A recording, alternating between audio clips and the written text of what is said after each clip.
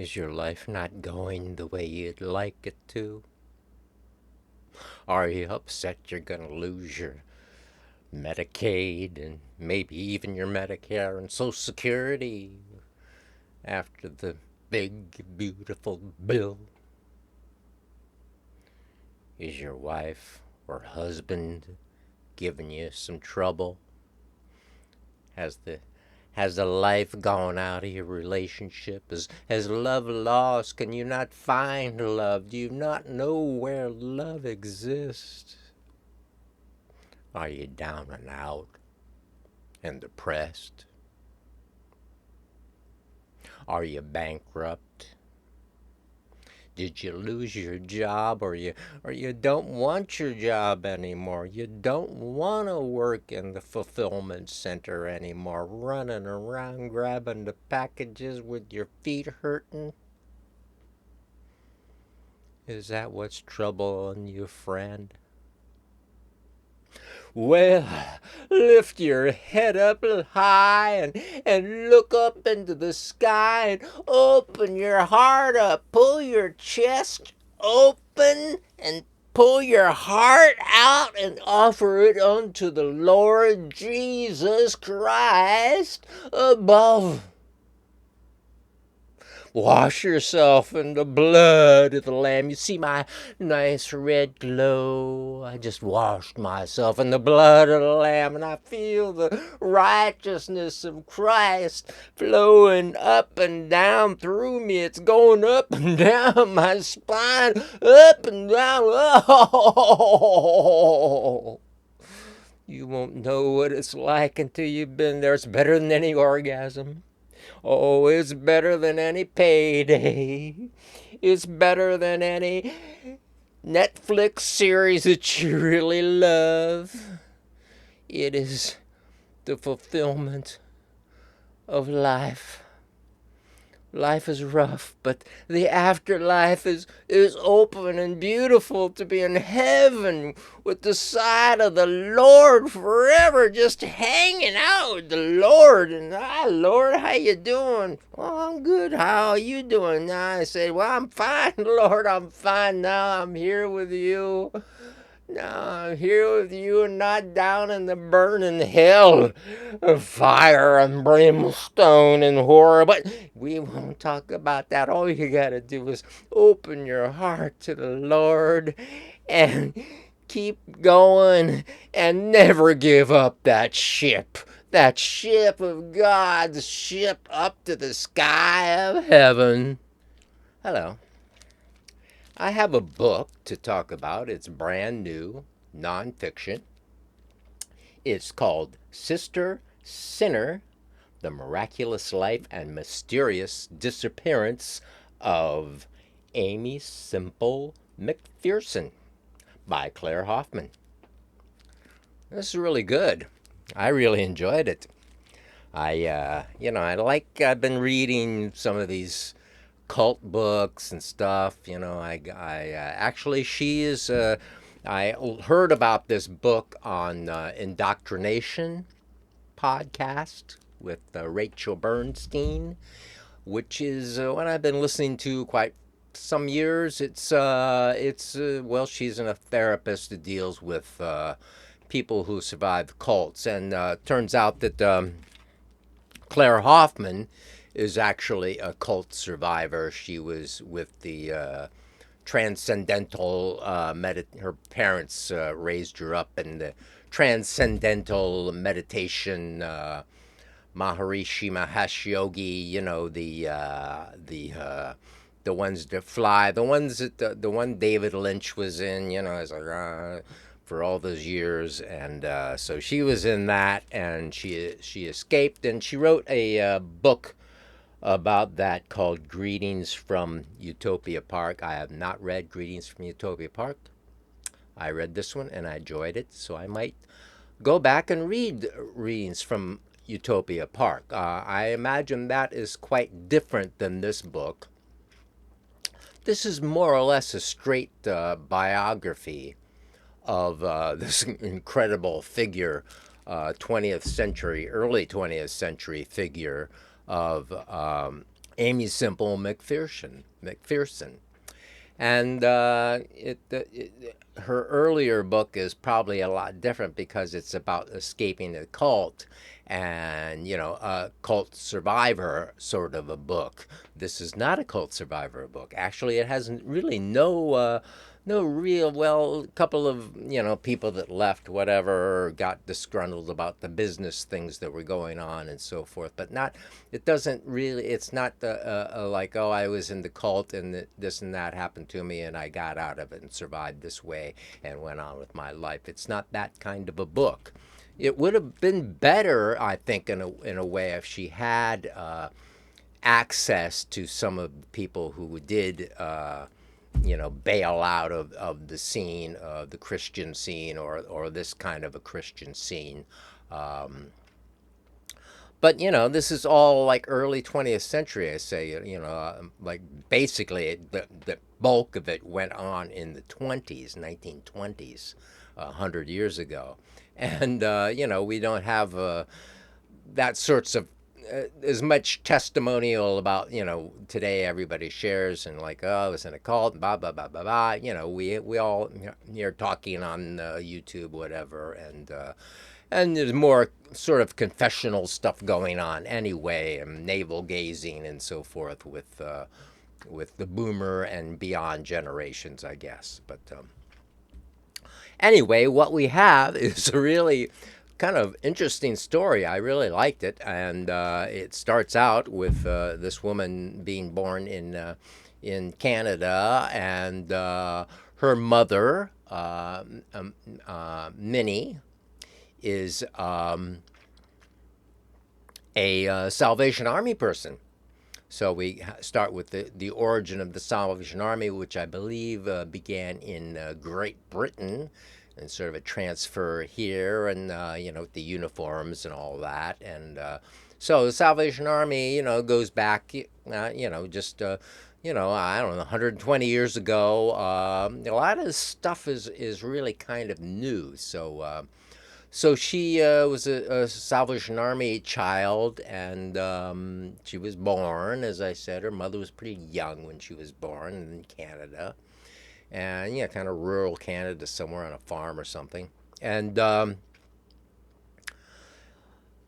she is going to kind of regular church. She's kind of a regular girl up and through into her teen years. She's early teen years. She's involved in theater and dance, and she's involved in church. Not so much Salvation Army, but kind of regular churches, some kind of regular churches around there. I don't remember exactly what denominations what they were in, but so they're in the church, and there happens to be a tent revival going on. Oh, she would perform in church and do singing in church and some dancing, and and she was kind of an actress. She was going to be an actress. Her mother had this agenda of her being really kind of washed in the Lord and all that kind of stuff. So that was her mother's agenda for her daughter. So then we get introduced to the concept of Pentecostalism,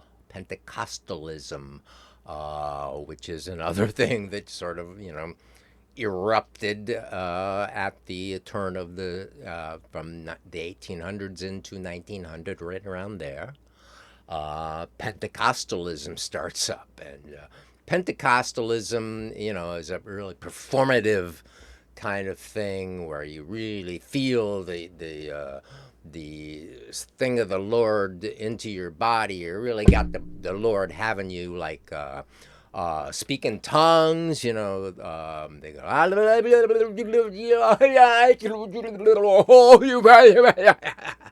something like that. That they get all wound up during the service, and they're dancing around and passing out and all that kind of stuff.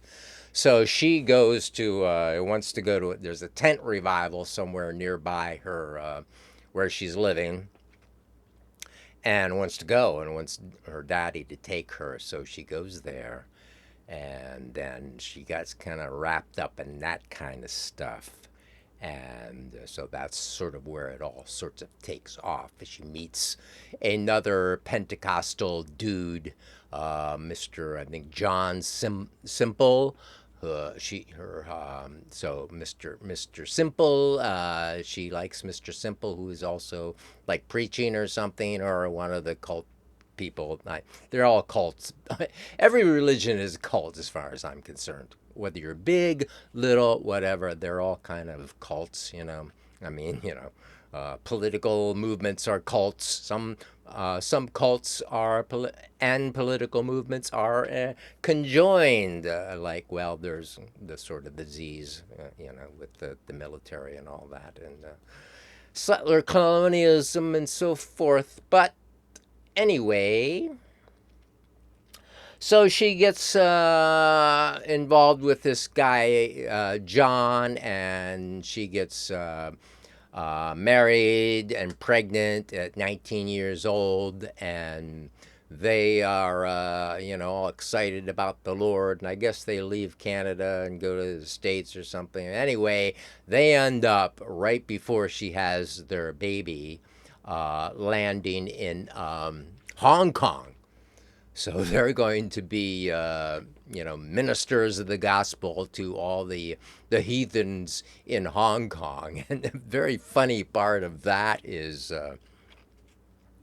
Hoffman talks about the first of the Pentecostal dudes who goes to China, and the reason he goes to China is because he thinks that the tongues he's speaking, the blob gobbledygook or whatever, he has this notion that that's Chinese or somehow related to Chinese.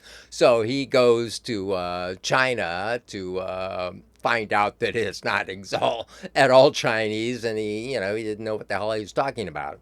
And you know, these a lot of people with, you know, wacky, delusional ideas involved in this kind of a world. So she's not, you know, John is a little more into the scene, I guess, than she is over there in Hong Kong. She's like, you know, way pregnant when she gets there, and she kind of hates China. She, you know, hates the peculiar food, and kind of just goes inside and stays indoors. And she can't deal with the, you know, the alienation that she feels in this, you know, completely different world, different culture than, you know, the North America that she's used to. And she's, you know, they're young, naive people that, you know what the fuck they're doing. So unfortunately, they both come down with malaria. Uh, and they both get really sick and go to the hospital. John dies of malaria, so he's out of the picture. I think they even bury him in China. They don't bring him back here or anything. So I mean, you know, going to China in 2000 in what they were they 20 1910 or whatever it was. You know, you got to ride on boats and all this stuff. It's a big deal. You know, especially coming from the Northeast or Canada up in my end of the world here in the East. And you know, you got to go all the way across America, or some other way around, and on a boat all the way to China. So it's, you know, it's a big ordeal. So then Aimee is there in China, and her daughter is born in China, and her mother comes up with the money somehow to boat them back, so they come back. Then she's, you know, she's still, she and John had both been kind of ordained into this Pentecostalism thing, you know, before they left. So she's, you know, figure she's a minister of the gospel and so forth, and therefore certified. So she is something. Eventually, she's starting to do tent shows herself, tent revivals, and was traveling around with tent shows, and her mother is going with her, kind of managing the thing. Mother is very much kind of a stage mother, and all through this, her mother is really in the picture and a really important. And down the line here, as I tell you, her mother it becomes really sort of much more important to what happens with the story. So they're very righteous people and so forth, and so she starts doing these preach, and this is unusual. We don't have a lot of girl preachers here in this day and age, in early 20th century. So this is a novelty for one thing, and she's good at it for another. She has stagecraft. She knows how to speak to audiences. She knows how to get them going and all that, and they all come up to the Lord. And then she's also doing faith healing. Um, so there's as it really starts cooking along, she's doing a lot of faith healing, and speaking in tongues and faith healing, and lay on the hands and put down your crutches and walk and all this kind of stuff. And Claire Hoffman in the book sort of when she talks about that stuff, she kind of just quotes the memoir of Aimee Semple McPherson, one of her earlier memoirs about this period of her life, as we're doing the faith healing, blah, blah, blah. She never really debunks the faith healing or explains what the mechanism, Claire Hoffman, explains what the mechanism of faith healing is really about. Why, how does it work? Do people really get healed, or do they just get so stimulated with energy or something they feel healed for the time being, or what? So that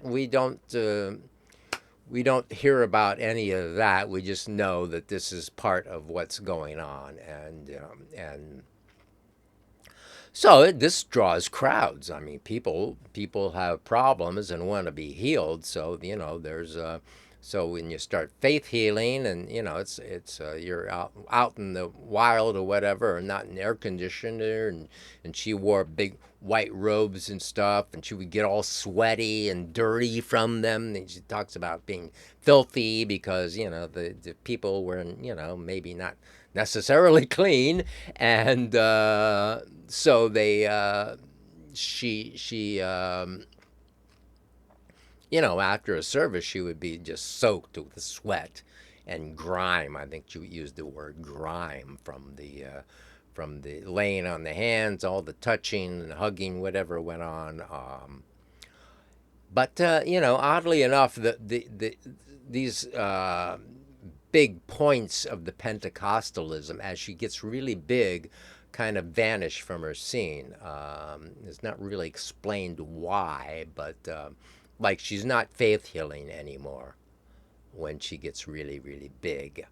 She's and she's not. They're not doing the speaking in tongues anymore. There's a term for speaking in tongues that was used quite a bit. I think it was glossolalia. I'll find it and write it down on the screen. We can read it on the screen. Anyway, so this builds and builds and builds, and then so they move to California.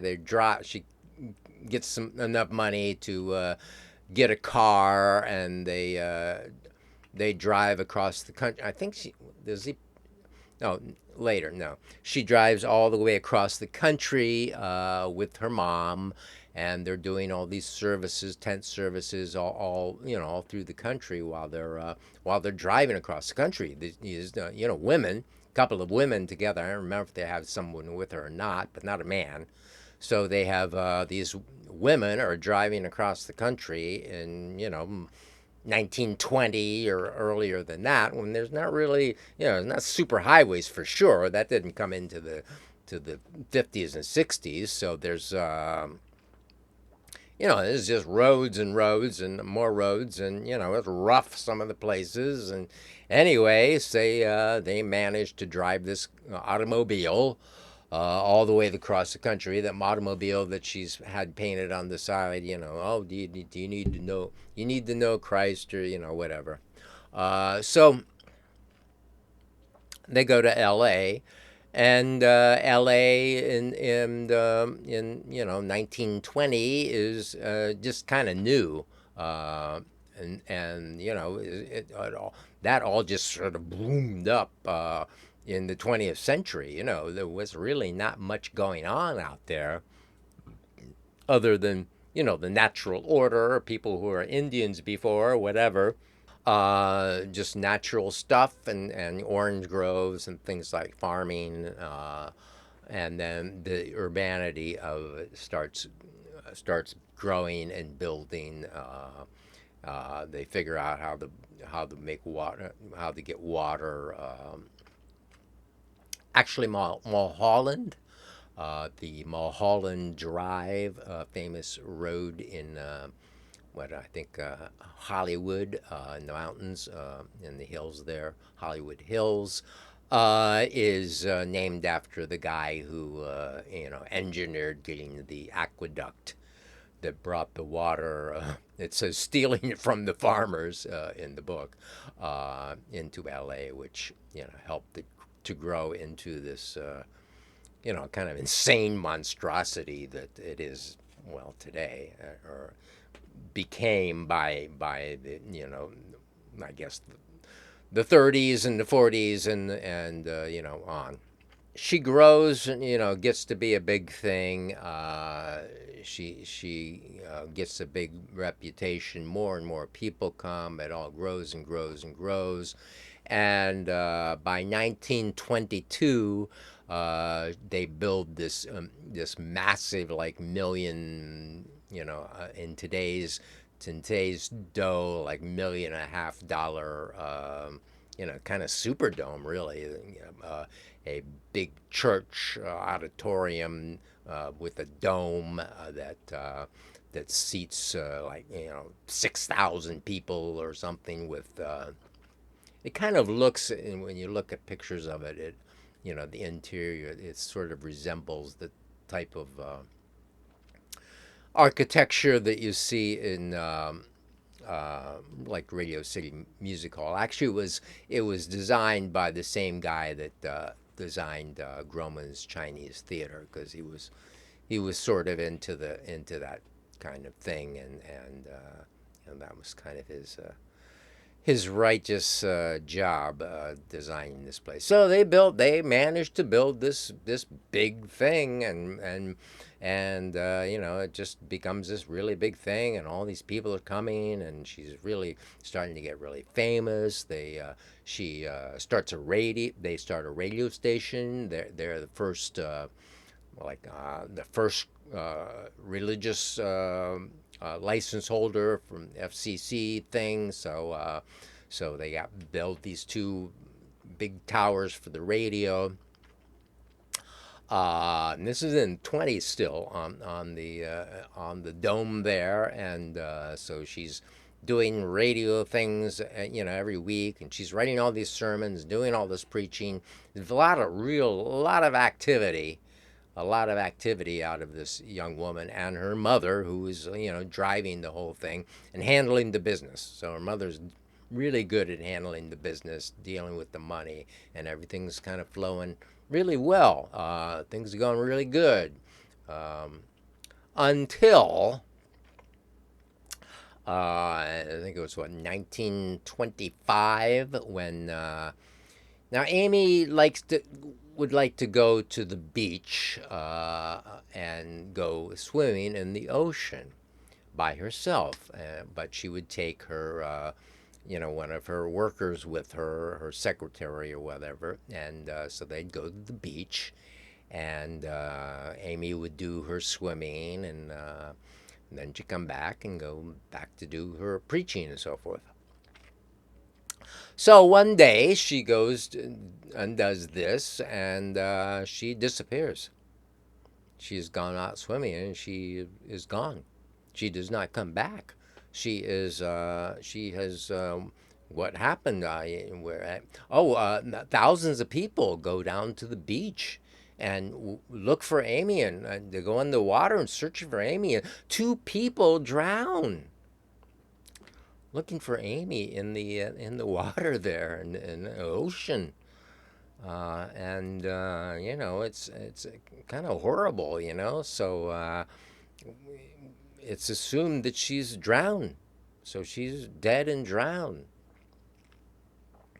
There is a ransom letter that comes from someone, and the mother sort of poo-poos that, like, well, I think she's drowned, and she has like a memorial service for her or something, or mother goes to the dome thing there, and Angelus, I think it's called. It's still there, and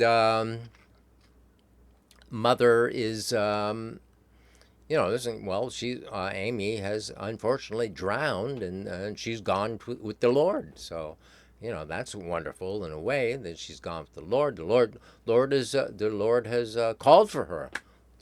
He called her one way to preach His gospel, and then I guess as His reward, He's called her again through death into the kingdom of heaven, sitting at the side of the Lord, munching crackers or whatever they do up there, and playing harps, and everything's sort of hunky dory, except that, well, like a month or so later, down in Arizona, Mexico border town, little town at the Mexican Arizona border, uh, here comes Aimee. She's walked out of the desert. She's been in. She says, I've been walking for a day and a half in the desert. I was captured. I was captured by these people when I was swimming, and they took me away. They said, "Oh, we come and take care of our mother. We need you over here." And her heart was soft. She wanted to help people, so she goes with these people, and well, they capture her and throw her in the car, and take her to Mexico, and they're gonna sell her to white slavery. So she's under the control of Mexicali Rose and this guy Steve, not me, this other guy Steve. So that's the name of her captors. She claims, and that she I don't know, somehow she used a part of a can of a tin can to saw her bindings off of her wrist, and she escaped out a window of a little shack she was kept in, and walked all this distance into the desert to come to this little town, and is found and rescued. So it's great. So she, but it becomes quite doubtful what this story is all about. Like, A, she wasn't like really thirsty. She didn't come in and go, "Oh, give me some water, give me some." She wasn't sunburnt or anything. She didn't hat or anything like that. She didn't have thistles all in her dress. Oh, she had these little silky shoes that she was wearing, and they did not, indicate walking for miles in the desert. So, there's a real suspicion about all this, and it becomes a big deal for years, how this thing went down. Uh, there's the other notion that she actually uh, there was a radio engineer who was kind of a ladies man, a married ladies man, and she and he were kind of he was flirtatious with her, and people heard kind of chatter over the PA system of them talking and so forth. And so, there's this other thing where, I guess maybe she's run off with this guy to, for a while. And of course, he shows up and says, "Well, no, I'm here. I'm not really. She's not. I'm not with her." And so anyway, all this part really takes off in the book, where she taught. It's sort of a true crime story at this point. And things go to trial. She goes to trial for lying and for perjury over to a grand jury. Her mother's like kind of not believing things, or does, or acts like she does. So it's all just a big mess and a very, very, very big story there in L.A. I mean, this is the big story of the 20s there in L.A. Before 5 years later, the Lindbergh baby got captured and murdered and whatever went on with that. So, but this is before that. So this is the story of the century, and there's trials and so forth. Ended up that like L.A. County spent like $1.5 million, trying to figure out what's going on here, and issues with the prosecutors, and Aimee claiming that these prosecutors were two of the prosecutors were Catholic in L.A., which wasn't there very Catholic at that point. They were mostly these Protestants that came from the Midwest and so forth.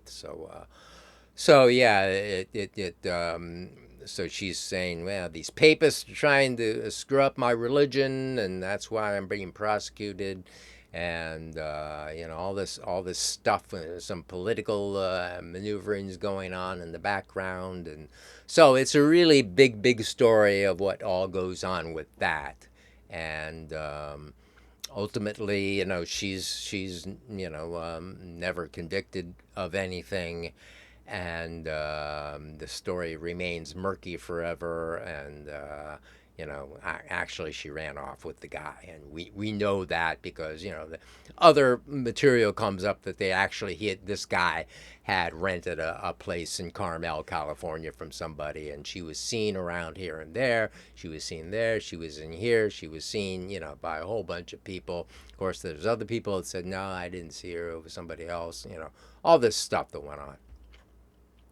Anyway, there isn't what is actually going on here is I think Aimee was under the control of her mother. It was a very religious mother, and I think Aimee was she was 35 years old, and she'd been married to another guy after Semple, and that didn't work out very well. She had this other kid, Rolf, with this other guy, and they kind of went around this preaching too, and he was doing it too. And anyway, that fell apart, and so she's has this afterlife of being done with that, because the thing is, it was really kind of a rebellion thing, and she couldn't say, well, I had this affair with this guy, and I was really in love with him, because she was being this religious figure, and really she didn't want her mother to know the truth. So it's really very much a child, girl child, raised to be this minister thing, who is rebelling against her mama, and causing this big stir and all this money, and just really creating a really stupid mess for herself with this particular lie. I mean, her whole life is, as far as I'm concerned, based on a grift and a lie, whether she believed it or not, all this religious stuff. presumably she did believe it. I mean, uh, personally, I don't. I'm not at all a God person. I was raised in a non-denominational Christian church in Ohio, the Moreland Christian Church. You can look it up in Waco, Ohio, and it was working class, acting like middle class, and wasn't holy roller. Although I was immersed in the watery grave of baptism underwater, uh, in this sort of bathtub thing, baptistry in the front of the church, and I'm indoors, and accepted Jesus Christ as my personal Lord and Savior, and whatever.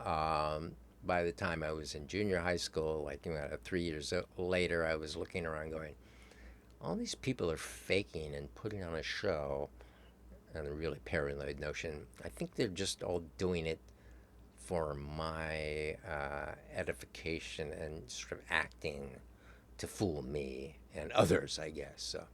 So that was kind of the end of that, because there's really people are really scared of death, and they believe that death either doesn't exist, and the selling point of religions is that death is not real, and that maybe this is the world that is not real, and then you go to be with the Lord or go to hell.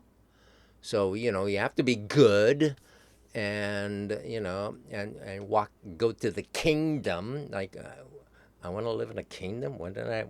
How do you think I want to live in a kingdom? So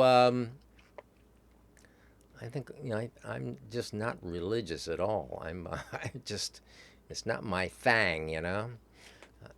So she from there, she kind of goes on with her career. She's ends up kind of breaking with mother, fighting with mother. Things sort of start falling apart by the stock market crash in 1929. All this stuff is going on in the 20s, where things are booming pretty much. But then things really crash, and a lot of people are unemployed and stuff like that. So the whole scene kind of twists around 29 and 30. The church isn't doing so well. Aimee and her mom fall out. Then more stuff goes on after that. And anyway, read the book. The book is really good. I really liked it, and it's really good. She's a good writer. Uh, particularly all the trial stuff, all the stuff around the disappearance, kidnapping is just fascinating. I mean, it's a great story of just wackiness and people being ridiculous. So I think that will wrap up Sister Sister by Claire Hoffman. Thank you for watching, and get right with the Lord. You want to have eternal life, don't you? You don't want to burn hell, burn and suffer in hell and die. Well, I'm not here to tell you about hell and damnation. I'm here to tell you that salvation is yours. Salvation is yours if you take the hand of Jesus has offered you. He's at your door knocking, knocking, knocking. Don't you? Can't you hear that knocking? I hear some kind of sound. Is that? I must be the Lord. I have to go to the door. The Lord is knocking at my door.